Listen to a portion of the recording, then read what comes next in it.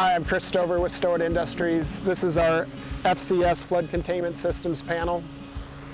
The panel consists of a 3-foot wide by 3-foot tall panel. As the water goes over the panel, it pushes down on the panel, preventing it from tipping backward. And when they're coupled together, they can replace a whole line of sandbags for flood containment.